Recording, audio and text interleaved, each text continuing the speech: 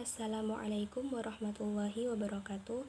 Saya Cindy Septiana Masyita dari kelas Tadris Matematika 3C akan menjelaskan tentang epistemologi, ontologi, dan metodologi matematika.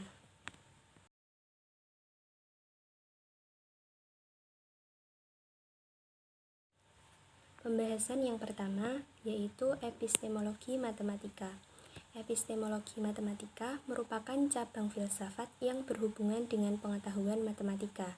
Hal-hal yang ditelaah dalam cabang filsafat ini adalah segi-segi dasar pengetahuan matematika seperti sumber, hakikat, batas-batas, dan kebenaran pengetahuan, beserta ciri-ciri matematika yang meliputi abstraksi, ruang, waktu, besaran, simbolik, bentuk, dan pola.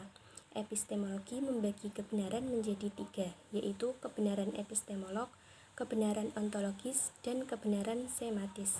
Adapun teori yang menjelaskan kebenaran tersebut ada tiga, yaitu teori korespondensi, teori koherensi, dan teori pragmatisme. Teori korespondensi menyatakan bahwa kebenaran haruslah bersesuaian dengan fakta atau kenyataan yang ada. Teori koherensi menyatakan bahwa suatu pernyataan dianggap benar jika bersifat tetap atau konsisten dengan pernyataan-pernyataan sebelumnya yang dianggap benar. Sedangkan teori pragmatisme beranggapan bahwa suatu pernyataan dianggap benar jika pernyataan tersebut bersifat fungsional dan memiliki manfaat dalam kehidupan praktis.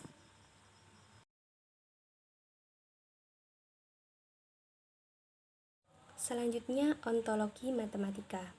Ontologi matematika merupakan cabang filsafat yang berhubungan dengan sesuatu yang ada, termasuk di dalamnya hal-hal metafisik dalam pengetahuan matematika. Banyak hal yang dipersoalkan dalam ontologi matematika, di antaranya adalah cakupan dari pernyataan matematika yang berkaitan dengan dunia nyata atau fakta, ataupun hanya dalam pikiran manusia. Cakupan tersebut merupakan suatu realitas dari entitas matematika yang juga menjadi bahan pemikiran filsafat.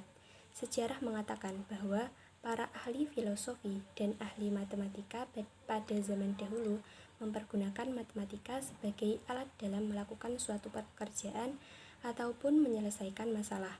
Perhitungan matematika sederhana sangat diperlukan untuk kehidupan sehari-hari pada masa itu. Contohnya, bangsa Mesir yang mempergunakan perhitungan sederhana untuk menghitung pajak, luas lumbung, perdagangan, menghitung batas luas tanah yang hilang karena luapan sungai Nil, sampai pada pembangunan istana dan piramida yang termasuk ke dalam keajaiban dunia. Kemudian contoh lainnya antara lain bangsa Babilonia yang mengukur jarak kapal di tengah lautan dengan menggunakan perbandingan segitiga tanpa harus benar-benar terjun ke laut.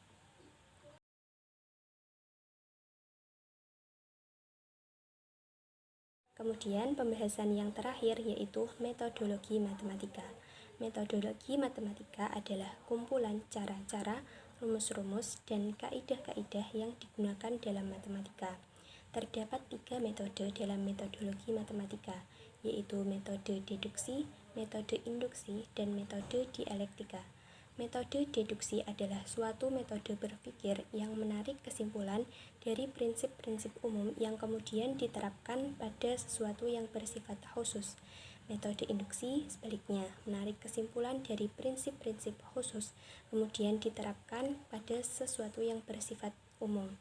Sedangkan metode dialektika adalah metode berpikir yang menarik kesimpulan melalui tiga tahap, yaitu tesis, antitesis, dan sintesis atau berdasarkan premis mayor dan premis minor untuk kemudian menghasilkan kesimpulan yang baru.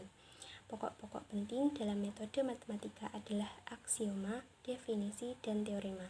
Aksioma merupakan keterangan yang kebenarannya diterima tanpa pembuktian lebih lanjut dan menjadi dasar atau pegangan dalam sebuah perbincangan. Definisi adalah sebuah proposisi yang mengantarkan pada hakikat dan kualitas sesuatu.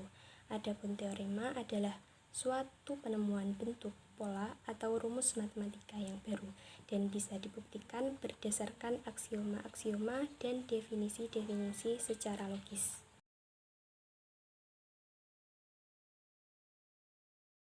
Sekian video penjelasan dari saya. Terima kasih. Wassalamualaikum warahmatullahi wabarakatuh.